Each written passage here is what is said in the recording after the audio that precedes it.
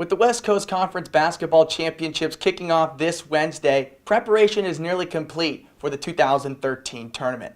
How you doing, Bronco fans? John Nash here for SantaClaraBroncos.com. Well, day one of the Cable Car Classic complete here on the campus of Santa Clara. Of course, the Cable Car Classic, the oldest on-campus tournament in all of the United States.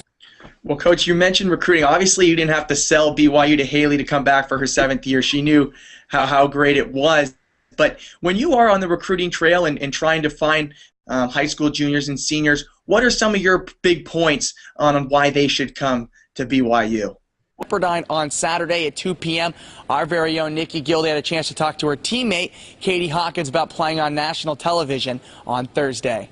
On the women's side, we talked about Pepperdine potentially moving up today. Well, it happened. The Waves moved from 4th to 1st and now lead the Gonzaga Bulldogs by 2 strokes. For the WCC Digital Ground Crew in Las Vegas, I'm John Nash.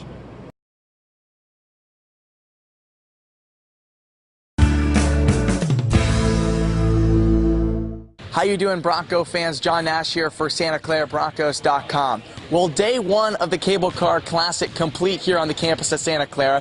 Of course, the Cable Car Classic, the oldest on-campus tournament in all of the United States. This year's field featured SMU, Santa Clara, Alcorn State, and of course, last year's defending champion, Wagner. First game featured the 4-4 Wagner Seahawks against the 8-3 SMU Mustangs. Of course, the Mustangs led by first-year legendary head coach Larry Brown, the only coach to ever win both a NC2A and NBA crown. Wagner jumped out to an early first-half lead before the Mustangs rattled off a 26 run over the final 6:06 of the first half to grab the lead 30-26 at the break. However, Wagner responded with an early 18-0 run in the second half, capped by a Mario Moody tip slam, and the Seahawks would never relinquish the lead the rest of the way.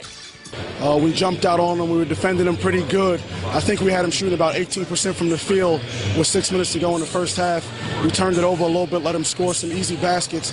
But our goal was to keep this team from shooting 38%. They shot 34% for the game, so we did a good job defensively. Jonathan Williams led the Seahawks with 13 points to advance Wagner into the championship game of the Cable Car Classic for the 2nd year in a row. The Seahawks faced the winner of our second matchup between the 2-8 Alcorn State Braves and the 9-2 Santa Clara Broncos. The Broncos and Braves traded buckets for the majority of the first half as neither team shot the ball particularly well, although Mark Trasolini chipped in 10 first-half points for the Broncos. Immediately after Alcorn State took a lead midway in the first half, Evan Rockamore drilled a 3 from the right wing as the Broncos began to distance themselves late in the first half. Trasolini knocked down point 1,300 in the second half at the stripe, and the Broncos cruised during the second half to a double-digit win. Trasolini, certainly the player of the game for the Broncos tonight, 24 points and 11 rebounds, and Mark is looking forward to Wagner tomorrow night. Yeah, we get a little bit of redemption. We all know what happened last year. Wasn't the result we wanted.